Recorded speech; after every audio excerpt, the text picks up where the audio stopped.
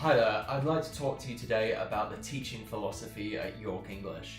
Regardless of what level you're teaching, the course materials you're using, the age of your students, the teaching philosophy should remain the same throughout every single lesson at York.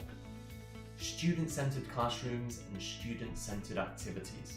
At York, we believe that a great class is one where the students are the stars of the show. Rather than looking at the performance of the teacher, we always measure a great class by what the students are doing in the classroom. Is everyone actively involved? Is everyone actively engaged? And is everyone participating in the lesson? All-inclusive classrooms. With the average class size in China being 50 to 60 students, this means a lot of our kids, when they first come to us, really aren't accustomed to raising their hand, speaking out in front of others, or being involved for 100% of the lesson. A lot of them are really accustomed just to flying under the teacher's radar and opting out for portions of the class. At York, not only do we have small class sizes, but we place a big emphasis on getting every single member of the class involved in as much of the lesson as possible. This means boosting our students' confidence levels, cold calling on students, getting students involved, activated, and feeling good about learning English, not just sitting at the back of the class with their feet on the desk. We aim to produce high-achieving students, but also students who love learning English. We want students to enjoy coming to our lessons. Quite often in China, there's a big emphasis placed on achieving the highest test score possible, and a lot of pressure is put onto students to perform. This might be achieved by rote learning or test cramming, which really damages a student's enjoyment of learning a language. We don't want this to happen, and we also believe that we can still achieve the highest test scores possible and have fun at the same time.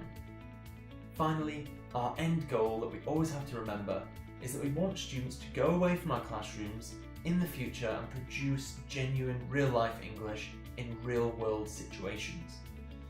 That means that you're not going to be around as a teacher to help your students every single step of the way, so you need to have lessons that place emphasis on independent learning, some self-autonomy, and to make students confident using the English that they have. Basically, achieving some fluency first before accuracy. If students can speak out and communicate, that's far more valuable than putting together a perfectly grammatical sentence. That can come later on.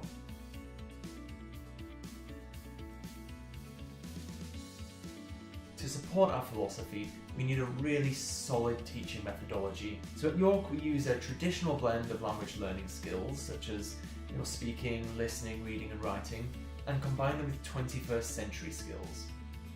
Communication. English for genuine use rather than just English for passing a test is obviously going to rely a lot on communication. Now, this might be students speaking to each other in a conversation or a dialogue, or even a role play. But it also involves other communication techniques. It can be body language, it can be focusing on intonation or the way you say things, or even then writing a letter, sending a text message, an email, writing a poem. Communication has many different forms. Critical thinking. This could be the antithesis to rote learning. We love to use critical thinking activities in our classes because they allow students to demonstrate genuine understanding. Instead of just repeating language back, during critical thinking activities, students have a real chance to show that they understand and show that they know how to use language. Furthermore, it's widely proven that the more you're thinking about a task and the more synapses are firing off in your brain, the better chance there is of retaining language and recalling it at a later time. Collaboration. This might be working together with a partner, could be sharing things as a group, or even making a presentation in front of the class. Collaboration and working together is a key skill that we try to promote throughout all of our lessons. It's something that is slightly lacking from mainstream education in China, and we try to promote as many social skills and collaborative tasks as possible throughout our lessons. Creativity. Nothing quite engages students more than being creative. Taking some responsibility for producing something themselves, using their imagination, and sharing it with others is a great way to promote a fun, engaging lesson. Thanks for watching this video about the teaching philosophy. I hope it's been useful and you've been able to take away some ideas for your classes, as well as agree with some of the opinions.